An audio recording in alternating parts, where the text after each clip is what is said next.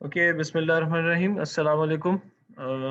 Today we have the lecture for 9th of February. I'd just like to state a few things regarding the statistical analysis. I hope all of you are absolutely clear on the concept of a t-test and also the concept of ANOVA. You should also know कि obviously इससे पहले आपको ये पता होना चाहिए कि what do you mean by a probability distribution. And I might ask, अब आज का क्विज तो इन टॉपिक्स पे नहीं है, but I might ask, this day after tomorrow. Just a small quiz again. बिल्कुल बेसिक कॉन्सेप्ट्स के probability distribution का मतलब क्या होता है कि if I have a column, for example, sales, ठीक है, तो sales के अंदर all the values are here. So every value is actually, it has a probability of occurrence. In this way, all the values have some probabilities, and when I sum them, they all sum up to 1. So when I plot these probabilities, the shape in a normally distributed scenario is going to be somewhat like this. That is what it means. और ये आपको पता होना चाहिए कि there are other distributions also, जिसमें से आपके पास एक Poisson distribution है. Poisson distribution basically measures the data within a particular interval. For example अगले 15 मिनट में कितने लोग आएंगे, ठीक है, अगले आधे घंटे में कितने लोग आएंगे. So it measures the data with in a particular interval. Okay. और एक्सपोनेंशियल डिस्ट्रीब्यूशन जो है, it measures the data with in interval. I just right that down here. Measures a KPI between a given interval. For example, number of online customers arriving after 15 minutes or arriving within the next 15 minutes. ठीक है. अगले 15 minute में मेरे पास कितने online customers आएंगे या कितनी sales होंगी, ये पॉइसन डिस्ट्रीब्यूशन इस तरह की चीजें मेजर करता है, ठीक है, इंटरवल के अंदर. And when we are talking about something, तो मैं कहूँगा कि after how much time will there after how much time will there arrive a customer. अब से लेके कितनी देर के बाद मेरे पास कस्टमर आएगा. जब कस्टमर आएगा वो एक इवेंट है, अभी मैं यहाँ बैठा हूँ, ये भी एक इवेंट है, तो कितने देर के बाद मेरे पास एक कस्टमर आएगा. ठीक है, तो ये आपकी एक्सपोनेंशियल डिस्ट्रीब्यूशन मेजर करती है. तो इसी तरह मेरे पास I also have other distributions, जैसे for example I have the Bernoulli distribution in which I just have two outcomes, और उसकी जो ज़्यादा एडवांस्ड फॉर्म है वो बाइनोमियल डिस्ट्रीब्यूशन है, जिसमें again I have two outcomes. I just have two outcomes, positive or negative, on or off, whatever. In the case of normal distribution and Poisson distribution and exponential distribution, obviously I have a number of continuous values. Say age की values हैं, sales की values हैं, salary की values हैं, inventory level की values हैं. The continuous values हैं like floats and integers, right? So it's a continuous values. Bernoulli or Poisson, Bernoulli or binomial जो है ना, yeah, they're more discrete. Just two outcomes are possible. तो उसकी probability distribution, जैसे for example heads and tails. Okay, तो head की probability क्या है 0.5, tails की probability क्या है 0.5. और a roll of a dice, that's a discrete output, right? ये 6 outcomes सिर्फ हो सकते हैं. है बर्नौली बाइनोमियल में तो आपके पास सिर्फ और सिर्फ 2 आउटकम्स हैं. इसमें फर्क ये होता है कि बर्नौली में event is just the event is just occurring once. For example, one toss of a coin. So it's just like one toss. If I toss a coin, so what is the output? What is the probability of getting, you know, of getting a tails? So that's basically Bernoulli distribution. Yeah, if a customer comes, what is the probability कि मैं इस customer को loan दे दूं, ठीक है, that can be also modelled by Bernoulli distribution. Binomial में ये होता है कि I make a number of trials of Bernoulli, ठीक है, कि for example I toss a coin 3 times और 4 टाइम्स और 5 टाइम्स और 6 टाइम्स, तो जब मैं बर्नौली को बार बार रिपीट करता हूँ तो वो बायनॉमियल में तब्दील हो जाती है। तो the point two remember for you guys at this stage is the fact कि हर प्रोबेबिलिटी डिस्ट्रीब्यूशन का एक फॉर्मूला होता है, ठीक है, and that formula basically models the shape of the probabilities, ठीक है। ये चीज आप लोगों को याद रखनी, that's a very clear concept, और ये क्विज में आप लोगों का सब चीजें क्लैरिटी आ जाएगी। जब क्विज होगा तो प्रॉब्ली उस वक्त मुझे पता चल जाएगा कितने लोगों को पता चल गया है कि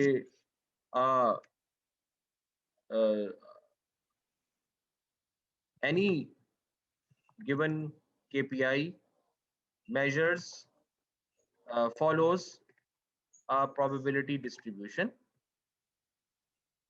ठीक है। This shows the shape of how the probabilities of values of that KPI are occurring. This can be always this can be always characterized by a given shape. So every probability function, चाहे वो discrete का हो, Bernoulli या binomial का हो, या वो continuous का हो, पॉइसन का हो, एक्सपोनेंशियल का हो, नॉर्मल का हो, it always has a given shape. Specially in the case of continuous की तो शेप होती है।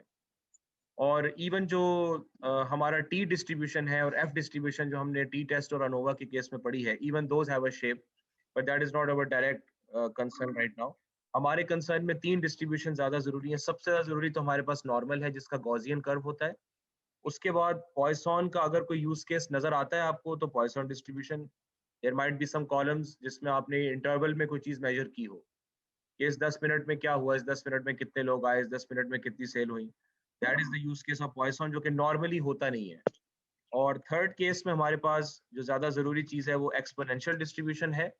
Exponential distribution measures something with in 2 intervals, ठीक है, कि अभी 1 बजे से 2 बजे के इंटरवल है और 3 से 4 बजे के इंटरवल है, ठीक है, तो इन दोनों के दरमियान क्या हुआ, दैट इज एक्सपोनेंशियल डिस्ट्रीब्यूशन, ठीक है। तो आपको जो चीज याद रखने की है ना वो ये चीज है कि if any KPI follows some probability distribution, it is supposed to have a particular shape. तो हमारे यहाँ डेटा रैंगलिंग में जो मेन चीज है वो typically all KPIs follow the normal distribution, और उसमें हम वो इसमें सी बॉर्न की जो API में डिस्ट प्लॉट करके हम ये चेक कर लेते हैं कि वो स्क्यू क्या है, कर और भी बहुत सारे तरीके हैं। तो that is what you need to do basically. In some cases you might have this, in some cases you might have this, it is always going to have a shape. Bernoulli या वो जो binomial हो गया, Bernoulli / binomial use cases are limited in corporate data, but you should still find them, should still try to find them. I don't know, I mean, ये जो चीज है कि I gave a loan to a customer, I did not give him the loan, ठीक है, so maybe this can be modeled by a binomial distribution. सही है, we don't typically care about that in machine learning or BI, we just say कि यार कितने लोगों को दिया गया, कितने लोगों को नहीं दिया गया। लेकिन स्टैटिस्टिकल पर्सपेक्टिव से मैं कह रहा हूँ कि आप लोगों को पता होना चाहिए कि this does follows a distribution. सही है कि एक बंदा आया तो मैंने उसको दे दिया, एक बंदा आया उसको नहीं दिया, तो it does follow some sort of a distribution कि मैंने किस तरीके से येस और नो को डिस्ट्रीब्यूट किया है, तो I can characterise that through some formula, ठीक है। तो डिस्क्रीट के केसेस में हम ज्यादा शेप की बात नहीं करते, शेप का ज्यादा ताल्लुक हमारा नॉर्मल और पॉइसन एक्सपोनेंशियल के साथ ही होता है। There are also other distributions.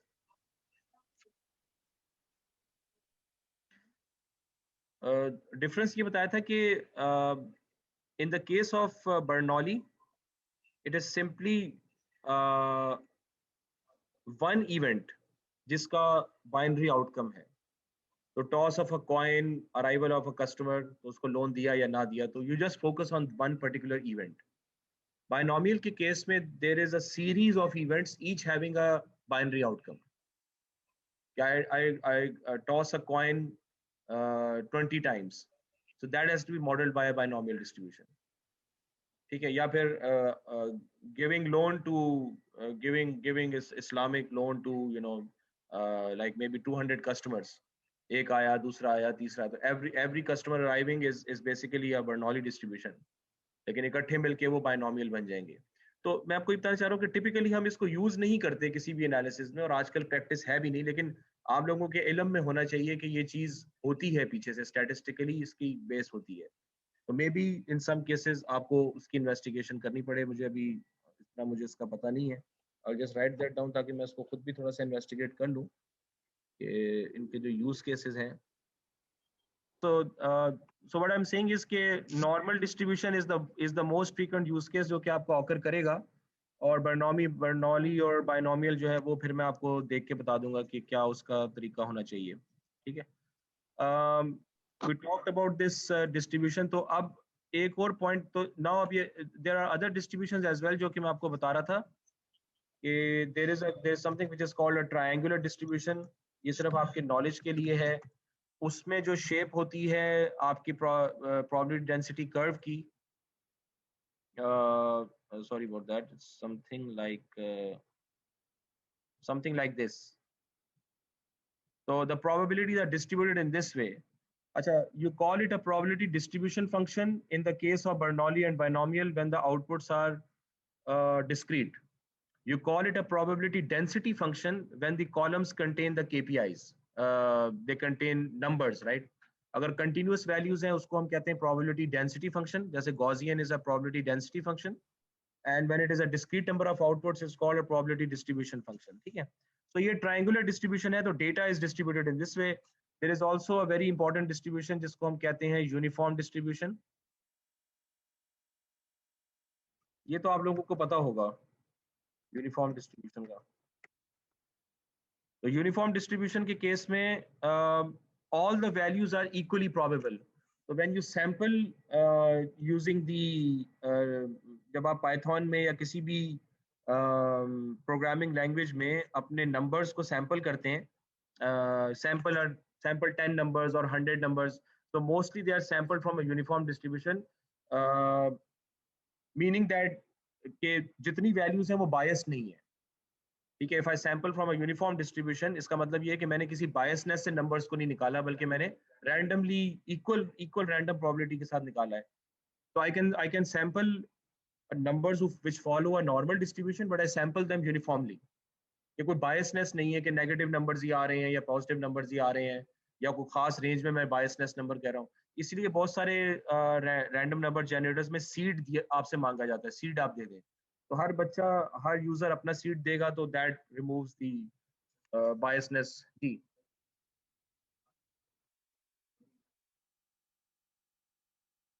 हाँ, जितने यूनिफॉर्म डिस्ट्रीब्यूशन से जो चीज सैंपल होके आएगी, चाहे वो कोई भी डिस्ट्रीब्यूशन फॉलो करती हो, वो जो नंबर्स होंगे all of them will have equal probability of occurrence. तो यूनिफॉर्म डिस्ट्रीब्यूशन की शेप आप खुद अब इमेजिन कर लें, it's something like this.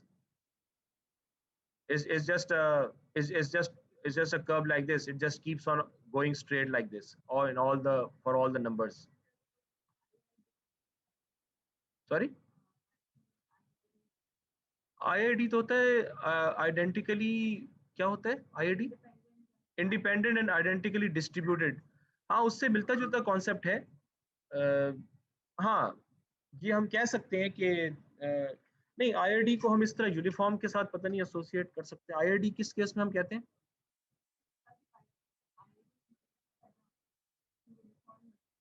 Identically and independently.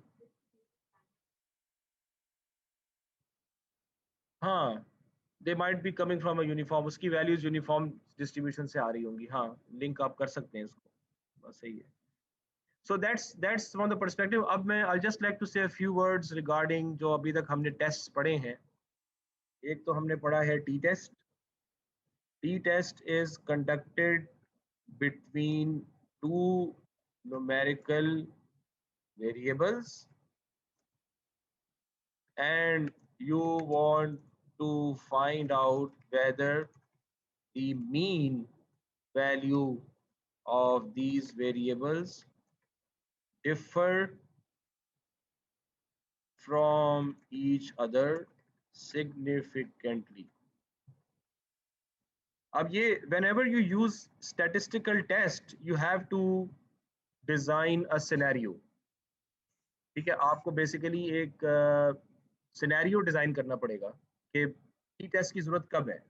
T test की जरूरत उस वक्त है जब मेरे पास दो कॉलम्स हों और वो जो दो कॉलम्स हैं वो दो कॉलम्स उनके मीन्स को मैं आपस में कंपेयर करना चाह रहा हूँ कि ये मीन्स एक दूसरे से सिग्निफिकेंटली वेरी कर रहे हैं कि नहीं कर रहे। Can you give me an example from the sales domain? Sales का डेटा है ना, जैसे रिटेल और सप्लाई चेन का पूरा डेटा होता है, सेल्स का डेटा है। हाँ, लास्ट मंथ की सेल्स और इस मंथ की सेल्स वो कॉलम में मैंने रिकॉर्ड की है, तो लास्ट मंथ का मीन सेल्स मैं निकाल सकता हूँ, पूरे कॉलम का मीन निकाल लूँ, और इस मंथ की भी मैं मीन सेल्स निकाल सकता हूँ। तो मैं I am interested in finding out कि वो दोनों एक दूसरे से सिग्निफिकेंटली डिफरेंट है या नहीं। हाँ, ये भी हो सकता है कि अक्रॉस प्रोडक्ट भी हम इसको कर सकते हैं कि across similar products. Mean sales of two products, Umar Abid कह रहे हैं, बिल्कुल सही है। प्रोडक्ट वन की सेल पहले कॉलम में है, प्रोडक्ट टू की सेल दूसरे कॉलम में है, हर रोज जितनी उसकी सेल हुई है और उसकी आप मीन आपस में कंपेयर कर सकते हैं। ठीक है। अच्छा, इसमें सवाल एक ही पैदा होता है कि भाई क्या जरूरत क्या है टी टेस्ट की, जब क्या कहते हैं, जब मुझे पता है कि इस कॉलम की सेल है और मैंने मीन वन निकाल लिया और इसका मीन टू निकाल लिया, पता चला मीन टू मीन वन से बेहतर है।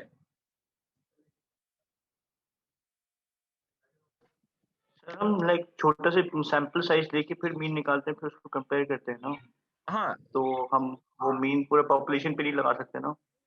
हाँ, द पॉइंट इज के I want to generalise that to a population. ये सैंपल के ऊपर तो नजर आ रहा है कि M2 M1 से बेहतर है, लेकिन पॉपुलेशन के लिए सही वो मुझे टी टेस्ट बता सकता है। तो आई कैनॉट, मैं अपने बिजनेस मैनेजर्स को ये क्लेम नहीं कर सकता कि क्या कहते हैं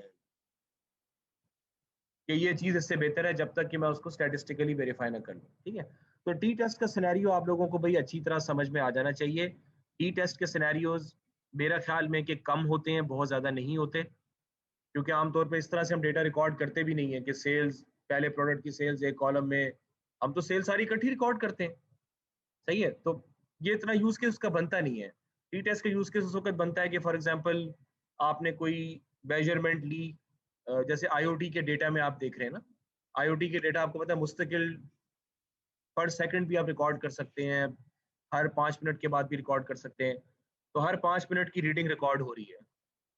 ठीक है, तो ये रीडिंग मैं किसी पर्टिकुलर डिवाइस की रिकॉर्ड कर रहा हूँ, जैसे फॉर एग्जांपल फ्रिज की रिकॉर्ड कर रहा हूँ, और यही रीडिंग मैं माइक्रोवेव की भी रिकॉर्ड करता जा रहा हूँ 5-5 मिनट के इंटरवल। अब मैं जानना चाह रहा हूँ कि इन दोनों के एवरेज कंजम्पशन में सिग्निफिकेंट डिफरेंस है या नहीं है। तो yes, that is a use case for T test. ठीक है,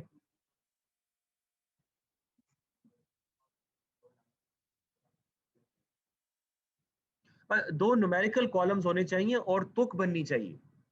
ये नहीं कि हर न्यूमेरिकल कॉलम के आपस में दो दो करके टी टेस्ट कर दिया, ये तुक नहीं बनती ना, तुक बनाए पहले उसकी, why am I doing it, what will I achieve from it. तो that is going to be link to your business knowledge. ठीक है, बहरहाल अनोवा में ये है, सॉरी, हाँ सिर्फ मीन का कंपैरिजन हो सकता है कि मीन सिग्निफिकेंटली डिफरेंट है या नहीं है। सही है, ANOVA there is one categorical variable and there is one numerical और केपीआई। ये अनोवा का यूज केस है, एक कैटेगोरिकल और एक जो है numerical. And I want to find out whether there is a significant difference of the mean KPI across the different values, या इनको हम ग्रुप्स भी कहते हैं, ऑफ द कैटेगोरिकल वेरिएबल। ये तो बात क्लियर हो गई ना कि जैसे प्रोडक्ट कैटेगरीज के फ्रोजन फूड और क्लोथ्स और शूज और इलेक्ट्रॉनिक्स, और हर एक के क्रॉस मैं एवरेज सेल निकाल सकता हूँ कि टोटल फ्रोजन फूड की मेरी एवरेज सेल कितनी रही है एक महीने की, फॉर एग्जांपल. तो I got these I got this 4 categories and I got their 4 sales, average sale. अब मैं सिर्फ ये जानना चाह रहा हूँ कि इन कैटेगरीज के अक्रॉस ये एवरेज सेल डिफरेंट है या नहीं. हाँ कि is my average sale for frozen food and clothes and shoes and electronics, is it the same across these 4 products? Is my average sale the same across these 2 products, which is the null hypothesis, or it is different, which is the same alternate बात hypothesis? नहीं, Sorry? पिछले same बात नहीं होगी T test की तरह, ये नहीं. नहीं, टी टेस्ट में तो there is no string variable, right? ये मैंने लिखा ना, is between two numerical variables और उनके मीन का कंपैरिजन है. यहाँ पर हमारे पास एक कैटेगोरिकल या स्ट्रिंग वेरिएबल है और उस स्ट्रिंग वेरिएबल के हर स्ट्रिंग वेरिएबल के अक्रॉस में एवरेज सेल या केपीआई निकाल लेता हूँ. अब मेरा हाइपोथेसिस क्या है कि भाई ये जो एवरेज सेल मेरी अक्रॉस 4 प्रोडक्ट्स आ रही है, there is no significant difference in the mean value. मतलब दूसरे अल्फाज में इन चारों की एवरेज सेल एक दूसरे के बराबर है. सही है. ऑल्टरनेट हाइपोथेसिस क्या है? नहीं भाई, इन चारों की एवरेज सेल एक दूसरे से चेंज वेरी कर रही है. ये नहीं बता रहा कि किस किस की एक दूसरे से वेरी कर रही है, अभी वो उस पर नहीं गए हम लोग. हम सिर्फ ये बता रहे हैं कि भाई वेरी कर रही है, खत्म. तो मैं ये नहीं कह सकता कि इन चारों की एवरेज सेल एक जैसी है, because I have statistical proof from ANOVA. और अनोवा कंडक्ट कैसे होता है मैंने आपको पिछली क्लास में बताया था, आज भी हम उस पर हैंड्स ऑन करके आपको मजीद दिखा देंगे. अच्छा, अब अगर अनोवा की वैल्यू इसमें आ जाती है 3%, तो आप क्या कंक्लूजन ड्राइव करेंगे जी? हाँ, अगर अगर इस केस में पी वैल्यू 3% आ जाती है एनोवा टेस्ट की, क्या एक्सेप्ट करेंगे? सर इसका मतलब होगा कि सिग्निफिकेंट डिफरेंसेस नहीं. नहीं, पी वैल्यू 3% आई है.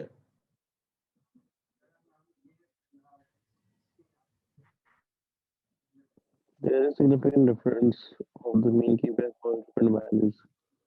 5% थ्रेशोल्ड मैंने बताया था ना आपको. 5% से अगर नीचे हो तो हम ये कहते हैं कि alternate is true. 5% is the probability of making an error. 5% क्या है? चांसेस कि मैं गलती से कह दूं कि alternate true है. यानी मैं गलती से ये कह दूं alternate true, तो मैं चाहता हूं I do want them to be different, क्योंकि सेम कैसे हो सकती है. और जब मैं इनके मीन निकालूंगा तो वो नजर भी आ रहा होगा कि डिफरेंस है, लेकिन स्टैटिस्टिकली डिफरेंस है या नहीं है वो मुझे पॉपुलेशन के लिए अनोवा टेस्ट कंडक्ट करके बताना पड़ेगा. नल हाइपोथेसिस रिजेक्ट कर देंगे जब आपकी पी वैल्यू 5% से कम है, चाहे कोई भी स्टैटिस्टिकल टेस्ट हो.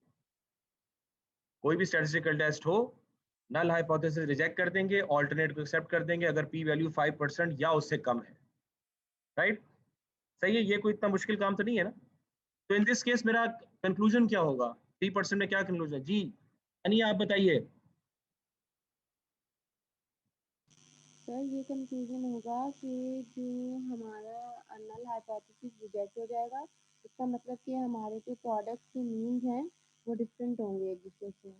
हाँ, इन प्रोडक्ट के मीन आपस में. My God, 39 students online. उफ तौबा. चले एटलीस्ट आप लोग आ तो गए ना सारे. अच्छा, एक तो नफीसा है, ठीक है, वो तो खैर उसका तो 38 स्टूडेंट्स हैं. चले, अच्छा है. चले, आप लोग आ तो रहे हैं, मैंने आपको खामखा में झाड़ दिया. At least you are there. लेकिन अगली क्लास में प्लीज कोशिश कीजिएगा, ठीक है? तो इस केस, लेकिन अब इस केस में हम ये नहीं बता रहे, हम सिर्फ ये कंक्लूड कर सकते हैं. हाँ, we can only conclude that there exists a difference, but we cannot say across which two groups this difference exists. नहीं, इसके लिए हम एक टेस्ट करेंगे जिसको हम पोस्ट हॉक टेस्ट कहते हैं, एंड दैट इज अ 2 की test. It is just 1 line of code in Python. वो आपको फौरन बता देगा कि किन दो के दरमियान डिफरेंस आ रहा है. अभी हम करेंगे उसको इंशाल्लाह, ठीक. सही है भाई, ये क्लियर हो गई टी टेस्ट और अनोवा टेस्ट। अब इसकी तुक बननी चाहिए। जब मैं आपको डेटा रैंगलिंग की मेगा असाइनमेंट दूंगा तो इसकी तुक बनानी है आपने। तुक बनाए बगैर अगर करेंगे तो कोई फायदा नहीं होगा, ठीक है। अब हम फटाफट एक टेस्ट करने वाले हैं जिसका नाम है काई स्क्वायर। ये मैं यहीं पे पढ़ा रहा हूँ, ये प्रेजेंटेशन में कहीं भी नहीं है। This is done across 2 categorical variables. बस ये डिफरेंस है। T test 2 numerical variables, ANOVA test 1 categorical 1 numerical, chi square test 2 categorical variables. ये 3 टेस्ट हैं जो आपको पता होना चाहिए, ठीक है। इसकी अप्रोच क्या होती है? Number 1 point, I make a contingency table, ठीक है। I calculate the expected values of that table entries. I calculate the chi-squared statistic, or I analyze the p-value. अब इसके लिए जो है वो ये let me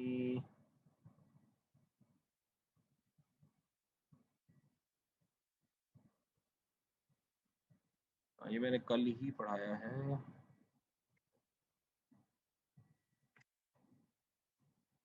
chi-squared test, this is हाँ ये वाला अच्छा है, Geeks. This is one website जो कि काफी अच्छी है, although the name is pretty strange, Geeks for Geeks, लेकिन इसके अंदर बहुत सारी इंटरेस्टिंग इंफॉर्मेशन मिल जाती है आपको। Geeks for machine learning mastery में भी मिल जाती है। और अच्छा तो will have to go through this quickly. मैं चूंकि आप अंडरग्रेड स्टूडेंट्स हैं तो मैं बहुत तफसील में नहीं जाऊंगा, just try to get the hang of it. Oh sorry about that, let me share this with the students. या तो इसकी जो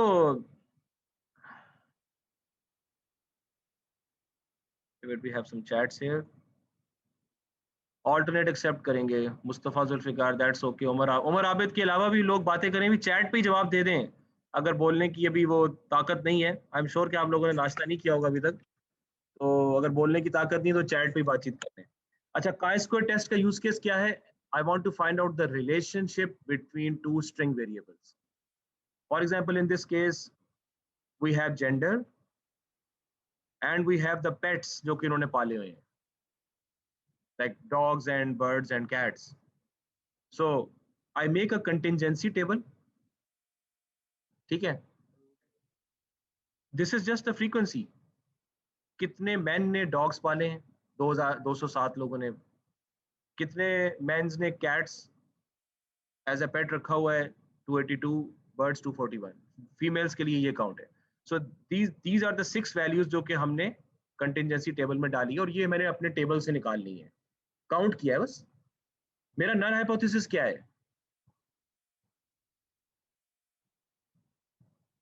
जी? चैट पे बताते रहें, जो भी समझ में आता है बातचीत करते रहें। What is my null hypothesis? Sorry, क्योंकि इक्वल चांस है कि लोग जो हैं, चाहे वो मेन हैं चाहे वो वुमेन है, वो डॉग्स कैट्स एंड बर्ड्स पेट करेंगे। हाँ इक्वल चांस है, ये बात भी थोड़ी सही हो सकती है। आपका नाम क्या? सॉरी, सयान ने भी अच्छा जवाब दिया है। Let's put it this way that I null hypothesis से कि the keeping of a pet is independent of the gender. ये लेट्स पुट इट दिस वे, ठीक है, कि keeping a pet is independent of the gender. तो मैं ये नहीं कह सकता कि अगर मैन होंगे तो वो ये ज्यादा लेंगे और वुमेन होंगी तो वो बर्ड ज्यादा रखेंगी। I can't make any claim about that, right? And what is the alternate hypothesis? It's dependent. So you can use the word dependent or independent, or you can also use the word relationship and no relationship, ठीक है। तो इसका सबसे पहला काम काई square test का ये होता है कि हम पहले फ्रीक्वेंसी काउंट्स करके we make a we make a contingency table, ठीक है। अब ये मैंने 6 वैल्यूज रिकॉर्ड कर ली। कंटिंजेंसी टेबल कंप्लीट कब होता है? When I sum up across the rows. तो इन तीनों का जो सम है वो 730 है, इन तीनों का जो सम है वो 708 है, and I also some up across the columns. तो इन दोनों का 441, इन दोनों का 524 और इन दोनों का 473। और ये तो लाजमी बात है कि जब मैं इन दोनों को टोटल करूंगा तो both of them are going to give me 1438। This is called the grand total. तो मैं इन दोनों को सम करूं या इन तीनों को सम करूं, it's going to be the same 1438। सही है ना, समझ में आ गई बात? तो ये this is what I call a contingency table. So ये जो वैल्यूज हैं मैं उनको कहता हूं, सॉरी दोबारा बोलिएगा। अच्छा चलें, इन वैल्यूज को मैं कहता हूं कि ये ऑब्जर्व्ड वैल्यूज हैं। लेट से आप किसी फंक्शन पे जाते हैं, शादी के फंक्शन पे जाते हैं या किसी डिनर पे जाते हैं, तो आप ऑब्जर्व करते हैं कि इतने लोग आए, ये हुआ वो हुआ, if you are the host that is, ठीक है। ऑब्जर्वेशन के बाद आप क्या सोचते हैं? हाँ, कि मैं एक्सपेक्ट कितने कर रहा था, ऐसे ही है ना। इसी तरह whenever you measure something there you are always expecting something। अब हम जो एक्सपेक्टेशन डालते हैं वो अपनी एक्सपीरियंस पे डालते हैं कि यार इतना था, इतना तो होना चाहिए था, ये हो गया वो हो गया। लेकिन एक एक्सपेक्टेशन वो है जो कि मैं स्टैटिस्टिकली भी कैलकुलेट कर सकता हूँ, सही है। तो अब यहाँ पर मेरा अगला स्टेप ये होगा कि ठीक है यार मैंने इतने तो ऑब्जर्व किए, लेकिन अगर मैं स्टैटिस्टिक्स के परस्पेक्टिव से देखूं तो what are the expected values जो कि इन 6 जगहों पे होनी चाहिए थी, बेस्ड ऑन द टोटल्स जो आ रहे हैं। टोटल्स 730, 708, 441, 524 और 473 को क्या कहते हैं उर्दू में? सॉरी अबाउट दैट यार, बहुत वीक है उर्दू काउंटिंग मेरी, ठीक है। सो इन इन इन 3 टोटल्स की बेस के ऊपर और इन 2 टोटल्स की बेस के ऊपर इन 6 जगहों पे क्या होना चाहिए था, that's what I want to find out, ठीक है। अब उसका तरीका क्या है? उसका तरीका बड़ा आसान सा है। उसका तरीका ये है कि यहाँ पर क्या होना चाहिए था वो मैं कैसे निकालूंगा? Row total multiplied by column total divided by the grand total. यहाँ पर क्या होना चाहिए था? Row total multiplied by the column total divided by the grand total. यहाँ पर क्या होना चाहिए था? इसका रो टोटल मल्टीप्लाइड बाय इसका column total divided by the grand total. Okay, यहाँ पर क्या होना चाहिए था? Row total multiplied by the column total divided by the grand total, and so on for the other 2. I will get 6 values which I calculate based on the totals. I call them the expected values. जैसे मैंने आपको अपनी example दे दी कि हम भी, और जैसे मैं भी मेरे केस में ये है कि मैंने अभी देखा कि यार ये क्या यार, क्लास में सिर्फ 3 बंदे, I was expecting at least 25 to 30। सही है, समझ में आ रही बात की? तो ये चीज है।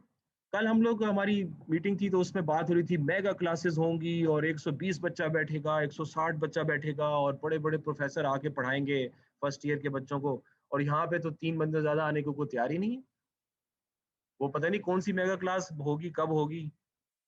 अच्छा बहरहाल चले, अब ये आपका ये आपकी वो 6 वैल्यूज हमने कैलकुलेट कर दी, तो ये मेरे क्या हो गए? एक्सपेक्टेड, ठीक है। अच्छा, उसके बाद मैं क्या करता हूँ कि I use this observed and expected. 207 का कैलकुलेटेड एक्सपेक्टेड क्या था? 223, ठीक है। 223 यहाँ पे था और ऊपर क्या था? 207। अब मैं एक कॉलम बनाता हूँ, I just make a table which is very simple. मैं दोनों को लिखता हूँ और मैं ये वाली वैल्यू कैलकुलेट कर लेता हूँ, सही है, which is basically observed value 207 minus 223 whole square to finish the negative difference and divided by the calculated value। तो I came up with this। ये मेरे पास 6 वैल्यूज आ गए। इन 6 वैल्यूज को मैं ऐड करता हूं तो मेरे पास एक और वैल्यू आ जाती है जिसको मैं कहता हूं chi squared का टेस्ट स्टैटिस्टिक।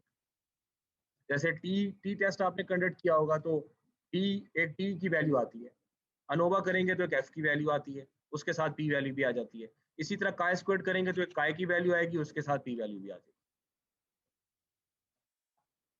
सॉरी, ये जो हमने एस्टिमेट की है, इस फॉर्मूला से मैंने बताया ना अभी, आप वीडियो पर दोबारा देख लीजिएगा। एक तो हमने रिकॉर्ड की, फिर हमने हर 6 की जगह ये निकाली हमने, ये एस्टिमेटेड वैल्यूज हैं by multiplying the row total and the column total and dividing by the grand total। ठीक है, अच्छा अब ये मेरे पास chi square statistic कितना आ गया 4.5, राइट।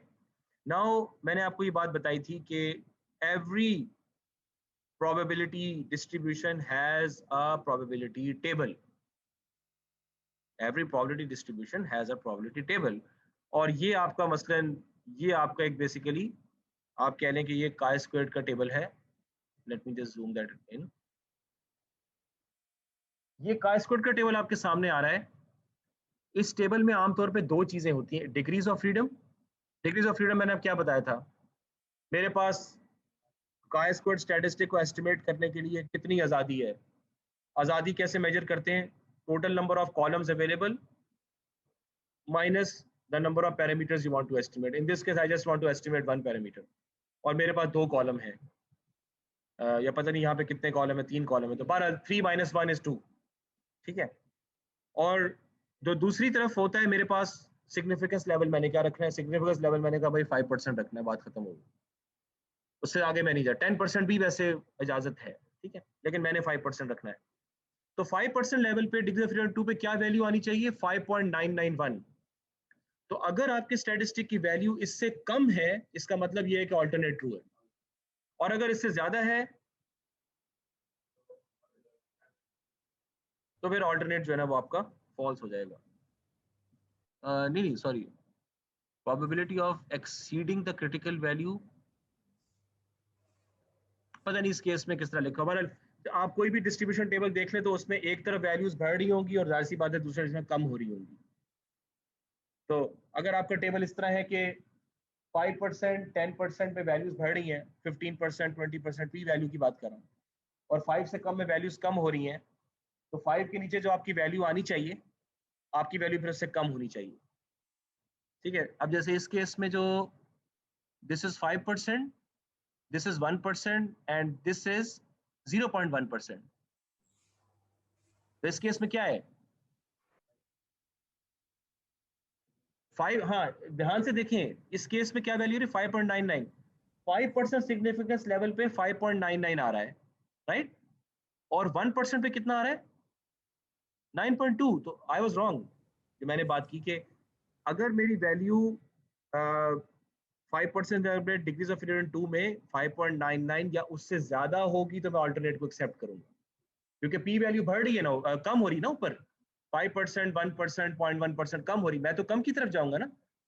तो अगर मेरी पी वैल्यू क्या आ रही है, सॉरी मेरी chi squared स्टैटिस्टिक क्या आ रहा है मेरा 4.3, तो 4 तो 5 से इस तरफ होगा, दैट मींस मोर देन 5%, क्योंकि 5% से कम तो राइट पे जा रहा है, तो 5% से कम उस तरफ जा रहा है, तो वो तो फिर 6% होगा या 7 होगा या मे बी 10 हो।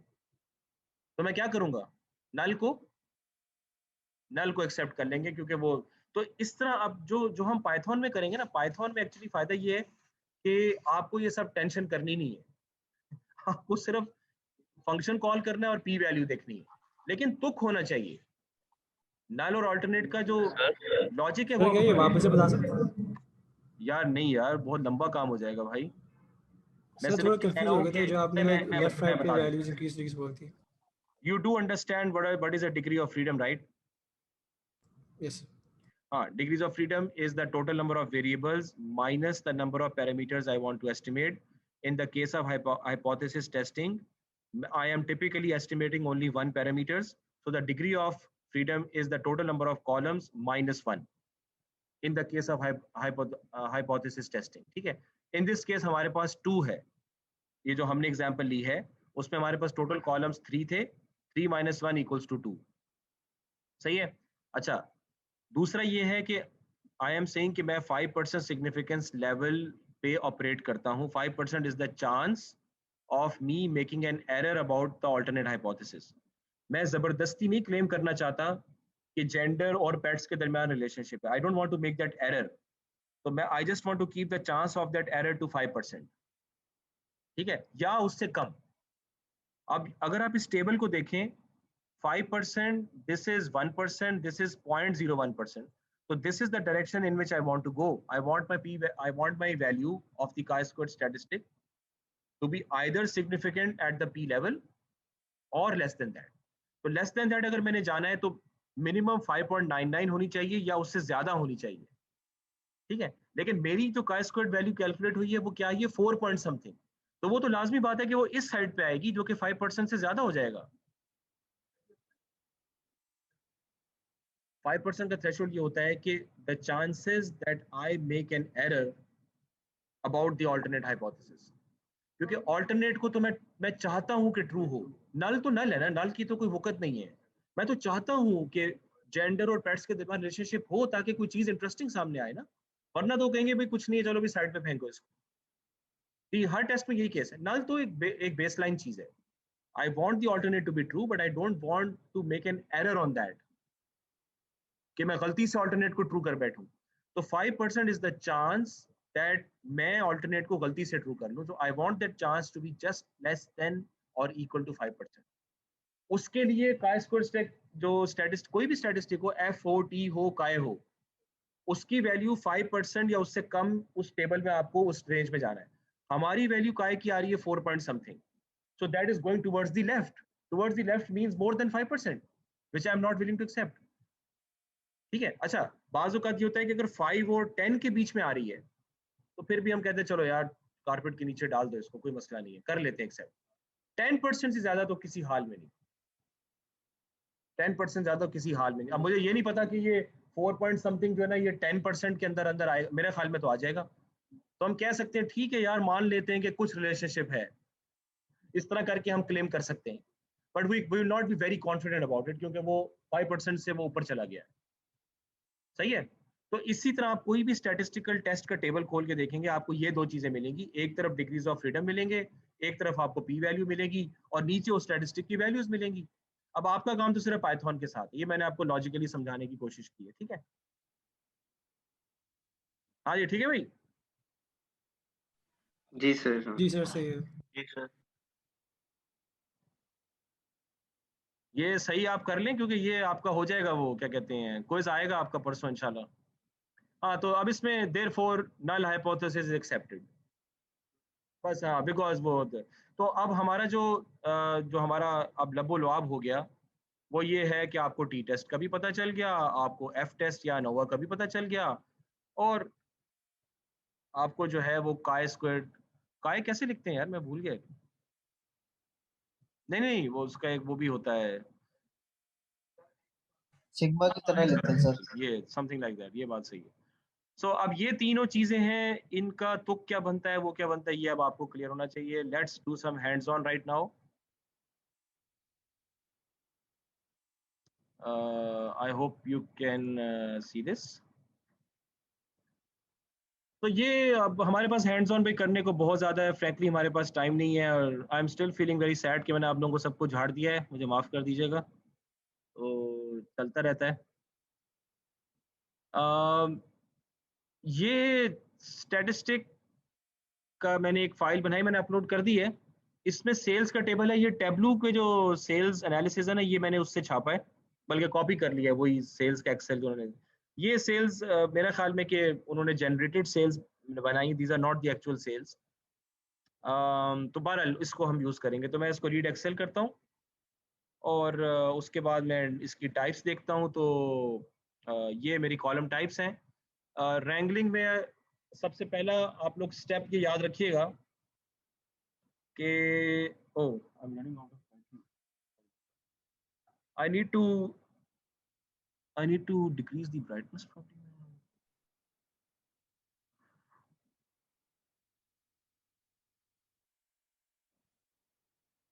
Sorry about that. अच्छा, ये हो नहीं रहा। बहरहाल, तो रैंगलिंग में सबसे पहला स्टेप आप लोग ये याद रखिएगा कि सबसे पहले जो डेट टाइम है ना उसको आप कन्वर्ट करते हैं। आमतौर पे वो डेट्स को लेता नहीं है, वो ऑब्जेक्ट ही रखता है उसको पाइथन, तो हमें उसको कन्वर्ट करना पड़ता है। तो सबसे पहला काम तो आप ये करें। हाँ, अगर डेट टाइम के टेबल में डेटा एंट्री एरर्स हैं तो पहले आपको उनको रिमूव करना पड़ेगा, क्योंकि वो उन एरर्स को तो वो मैप नहीं करेगा। लेकिन अगर आप एरर्स में कोएर्स इक्वल्स टू ट्रू कर दें, क्वेर्स इक्वल्स टू ट्रू कन्वर्ट करते हुए, टू डेट टाइम के फंक्शन पे कन्वर्ट करते हुए अगर आप क्वेर्स इक्वल्स टू ट्रू कर दें तो वो उनको जबरदस्ती मेरा ख्याल में नल वैल्यूज में कन्वर्ट कर देता है। मैं आपको कहना चाह रहा हूँ कि अगर मेरे पास डेट टाइम कॉलम में लिखा हुआ है A is not a date, right? It's a date entry error, right? तो यस सर, ये कर देता है, आप सही कह रहे हैं। कोर्स मैं इज कहता इक्वल हूँ टू कि ट्रू करो तो डेटा फ्रेम में करता है। हाँ, तो इसको वो मेरे ख्याल में नल कर देता है या किसी तरह उसको मैनेज कर लेता है, ठीक है? तो ये एक आपके पास एक ऑप्शन है। बहरहाल टू डेट टाइम उसमें एक पैरामीटर है क्वेर्स इक्वल्स टू ट्रू। अब शेप देख लेते हैं। शेप मेरी I got almost 8400 sales transactions, ठीक है? और थोड़ा सा हम डेटा को ऊपर नीचे से देख भी लेते हैं तो ये डेटा मुझे इस तरह का लग रहा है, ब्ला ब्ला ब्ला ब्ला ब्ला। मेरे पास सेल्स को मेजर करने के लिए शिपिंग मोड है कि किस तरह मैंने भेजा, गाड़ी से भेजा, ट्रक से भेजा, जहाज से भेजा। और मेरे पास प्रोविंस और रीजन है, मेरे पास कैटेगरी सब कैटेगरी है, कंटेनर है कि jumbo box, medium box, small box. और मेरे पास base margin is a KPI जिसका मुझे भी इतना ज़्यादा पता नहीं है। बहरहाल तो सबसे पहले हमारा तुक बनता है अनोवा टेस्ट का, ठीक है?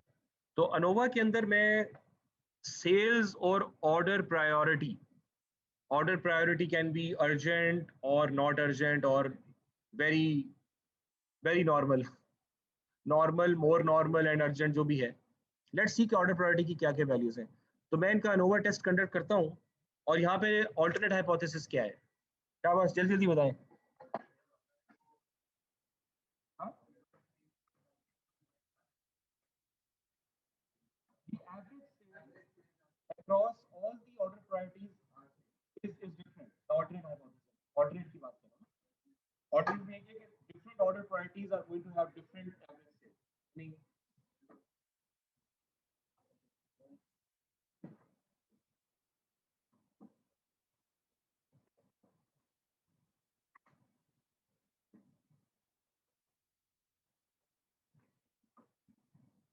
I hope this works. Yeah. So यानी मैं अब आप इसको उर्दू में करते हैं तो ज़्यादा मुनासिब होगा कि मेरी से अगर नल हाइपोथेसिस क्या है कि ऑर्डर की प्रायोरिटी चेंज करने पे मेरी एवरेज सेल पे कोई फर्क नहीं आएगा, किसी प्रायोरिटी का मेरी सेल सेम ही रहेगी, which I don't want it, क्योंकि मैं तो ज़्यादा सेल के मौके ढूंढ रहा हूँ कि ज़्यादा सेल कब होती है। तो स्टैटिस्टिक्स से मुझे प्रूव हो जाता है कि हाँ इस केस में ज़्यादा सेल हो रही है, तो ये तो मेरे लिए बड़ी ज़बरदस्त चीज़ हो जाएगी, ठीक है ना? नल में तो मुझे कोई फायदा नहीं होने वाला।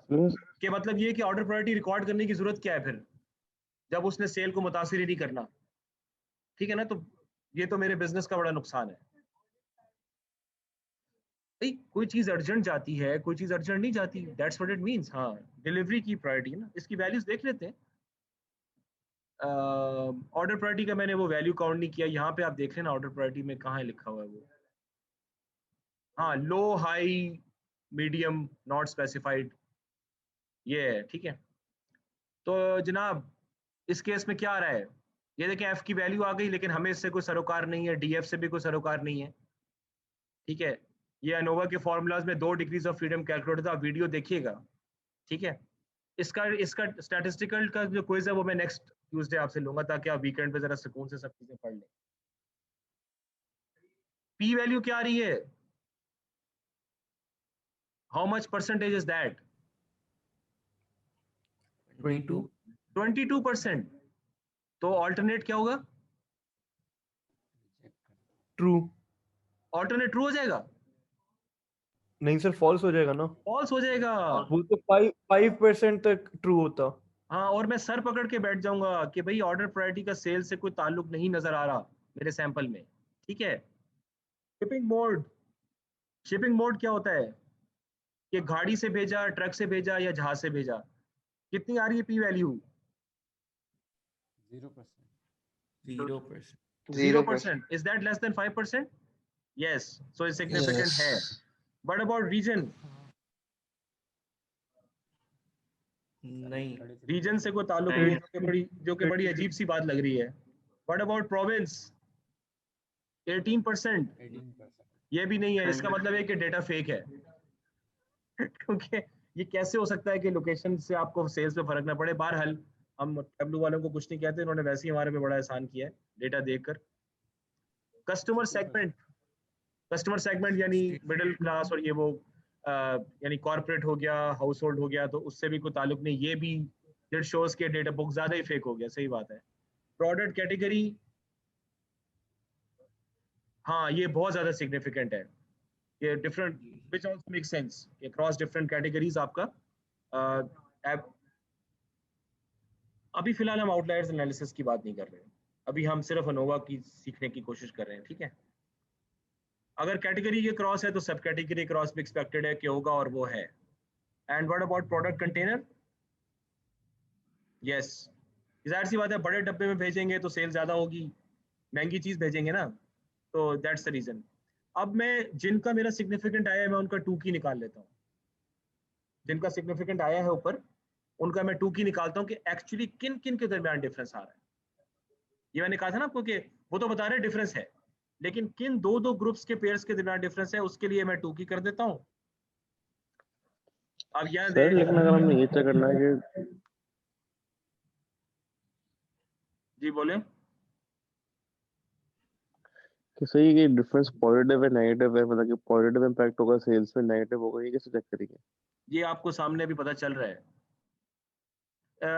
ये देखें हमारे पास शिपिंग मोड के 3 वैल्यूज हैं, डिलीवरी ट्रक, एक्सप्रेस एयर और रेगुलर एयर। इसमें मेरे पास 3 ग्रुप्स बनते हैं, delivery express, delivery regular, express regular, जिनके क्रॉस में डिफरेंसेस कंपेयर कर सकता हूँ।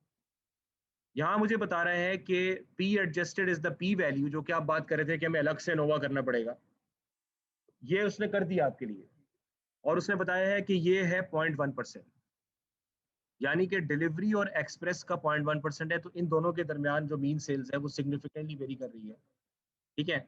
और इसी तरह डिलीवरी और रेगुलर एयर के दरमियान भी सिग्निफिकेंटली कर रही है, लेकिन एक्सप्रेस एयर और रेगुलर एयर की सेल्स के दरमियान कोई खातिर खा आपस में डिफरेंस नहीं है। तो लिहाजा मुझे BI चार्ट्स के ऊपर उन दोनों को कंपैरिजन करने का इतना तुक नहीं बनता। मैं उनमें से एक का भी करके दिखा दूं अक्रॉस द ट्रक्स, तो दैट मेक्स मोर सेंस। तो मुझे एयर फ्राइट्स का आपस में करने की जरूरत नहीं, एक्सप्रेस कितना लेके आ रहा है कितना लेके आ रहा है। ट्रक और एयर का करेंगे तो मुझे ज्यादा इन्फॉर्मेशन निकाल के दे देगा। दिस इज समथिंग जो कि मैं कंक्लूड कर सकता हूँ और मैनेजर्स को कन्वे भी कर सकता हूँ, ठीक है, अगर उनको ऑलरेडी इस चीज का पता नहीं है। अब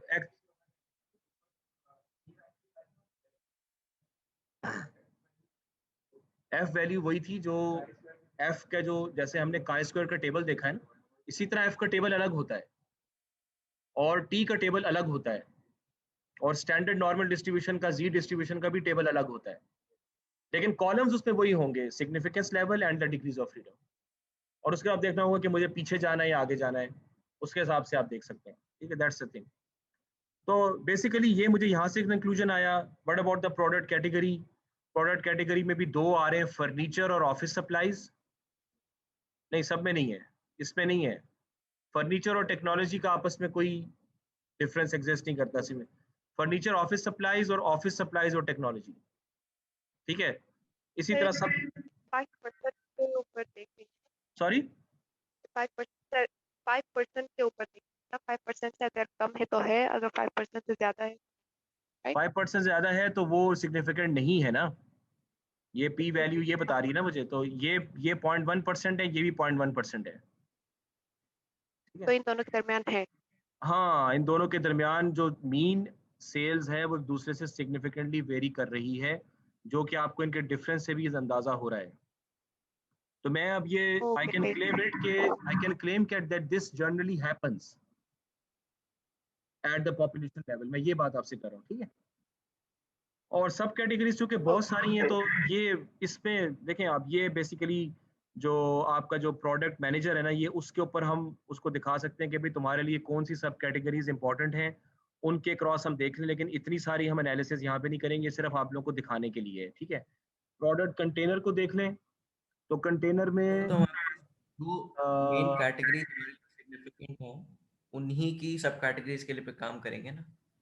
हाँ हाँ, ये भी आपने बिल्कुल सही बात की है, बिल्कुल ये बात आपकी बिल्कुल सही है। जिनका कैटेगरी सिग्निफिकेंट आई है उन्हीं की सब कैटेगरीज काम करेंगे, लेकिन इतना ज्यादा हम नहीं करेंगे। हम बिजनेस को पूछेंगे आपको क्या चीज चाहिए, कौन से आपके लिए सब प्रोडक्ट्स इंपॉर्टेंट हैं, उनके हिसाब से चलेंगे। और यहाँ पर आप देख लें कि जंबो और मीडियम के दरमियान आपका सिग्निफिकेंट है, इसी तरह जंबो और स्मॉल के दरमियान है, विच इज़ ऑब्वियस। और जंबो और रैप बैग के दरमियान भी है, विच इज़ ऑब्वियस, क्योंकि साइजेस के ऊपर आपके पास डिफरेंस है। इसी तरह jumbo drum medium, jumbo drum small, jumbo drum small, jumbo drum wrap, which is all obvious now. और इसी तरह लार्ज के लिए तो पता ही चला कि the size of the container is obviously is heavily is a very good indicator कि आपकी सेल ज़्यादा हो रही है, कम हो रही है। तो हम जंबो बॉक्सेस के ऊपर प्रमोशंस वगैरह लगा सकते हैं कि जंबो बॉक्स पे 5% डिस्काउंट, ये डिस्काउंट, क्योंकि वो ओवरऑल मेरी सेल उस पर ज़्यादा होनी है। सही है, तो दिस इज द इंफॉर्मेशन जो कि आप चीज़ें रैंगलिंग के थ्रू निकाल सकते हैं। अब एक chi-square टेस्ट भी निकाल लेते हैं। chi-square टेस्ट का पाइथन में तरीका ये होता है कि आप क्रॉस टैब के थ्रू आप पहले कंटिंजेंसी टेबल बनाएं, लेकिन उसके अंदर ग्रुप रो टोटल और कॉलम टोटल वो नहीं दिखाता। इट्स समथिंग लाइक दिस, वो सिर्फ आपको ये निकाल के दिखा देता है, काउंट्स कर देता है। हाँ, उसके बाद आप ये chi2 कंटिंजेंसी का फंक्शन कॉल करें और उसका वो कर लें, और नीचे मैंने थोड़ा सा बच्चों वाला कोड हुआ है। तो इन दिस केस मेरी खैरियत उस्मान, अब देखें जो सब्जी वाले हैं, फ्रूट वाले हैं, वो निकल गए हैं इस वक्त पे, और हम घर पे बैठे सो रहे हैं।